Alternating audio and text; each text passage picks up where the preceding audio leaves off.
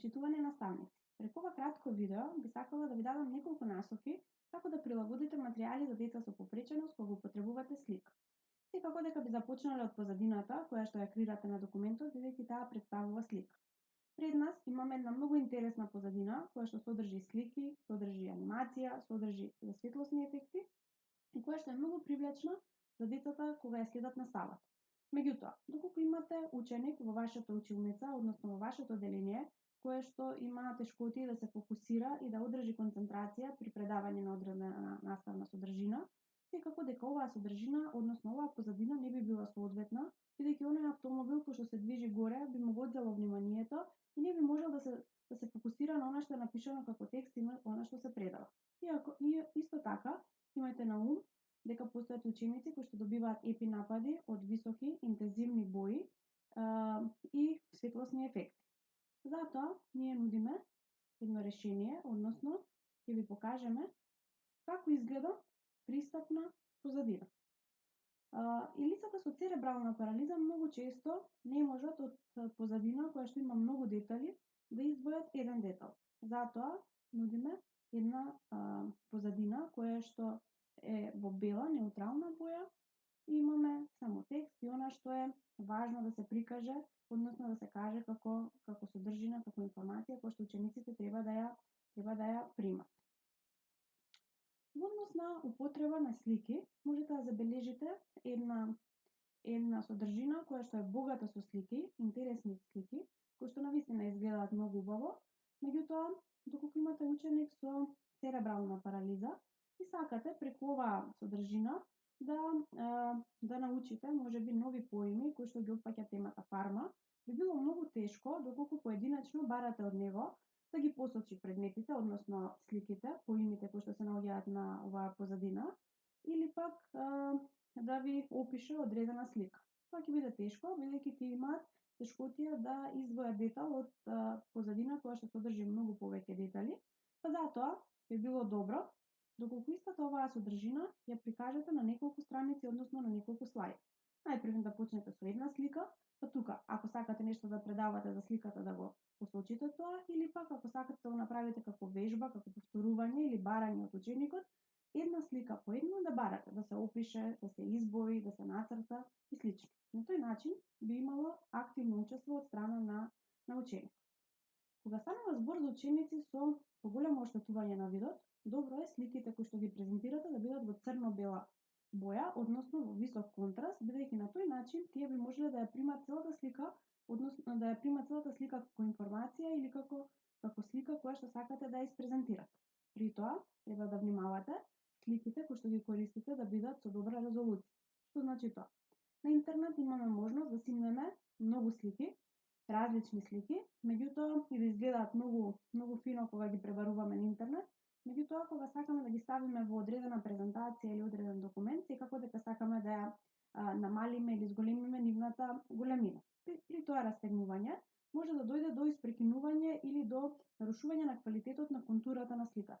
Доколку тоа се случи, не ја употребувајте сликата, бидејќи нарушена контура без одреден континуитет може да ја попречи перцепцијата на лицето со поголемо оштетување на видот и да не може да ја перцепира сликата онака како што сакате да ја презентирате.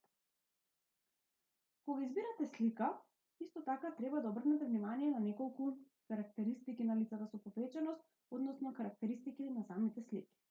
Слика 1 ни покажува фрижидер. Фрижидерот е на еден интересен и забавен начин прикажан, има очиња, уста и одредени детали на него.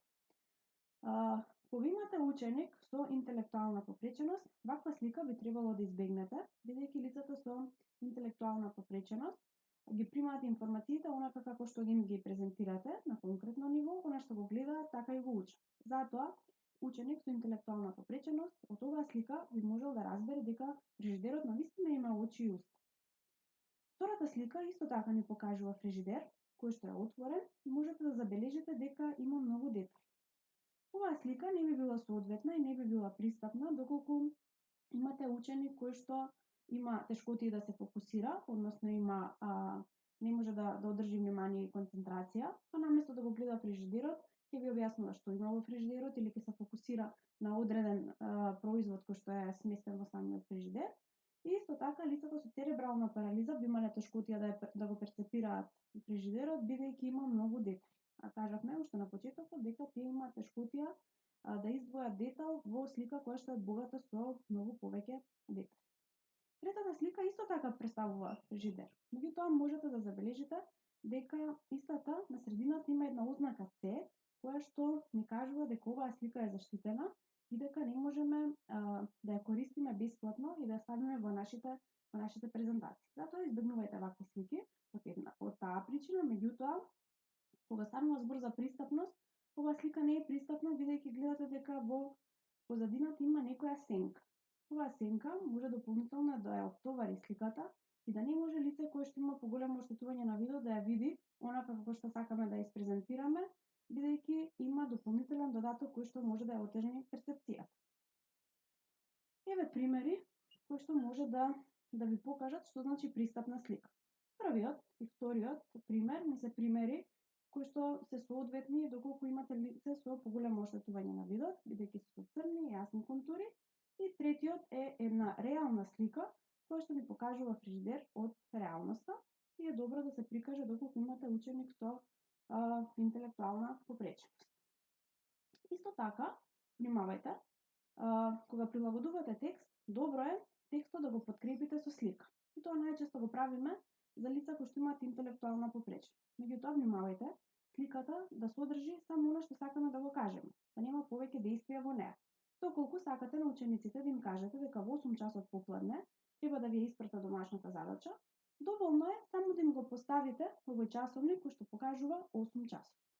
Во спротивно, доколку ја поставите истата слика на која што имаме дополнително момче кое што јаде, ученикот со интелектуална попреченост може да го занемари часовникот кој што кажува 8 часот, туку да разбере нешто сосема друго кое што е прикажано на сликата како дејство. Кога употребувате слика, многу е важно по сликата да дадете и опис што всушност представува сликата. Тоа е многу важно за лицата кои што имаат целосно оштетување на видот и кои што користат читач на екран. Бидејќи само на тој начин тие би можеле да ја разберат сликата, односно да видат сликата која што вие ја прикажувате во документот. И секако текстот треба да биде од сликата, а не врз сликата, бидејќи на тој начин нема да може да се прочита она што е напишано. И многу често во видеата, односно во оние материјали кои што ги подготвувате, во презентацијата се става краток текст, а повеќе зборува.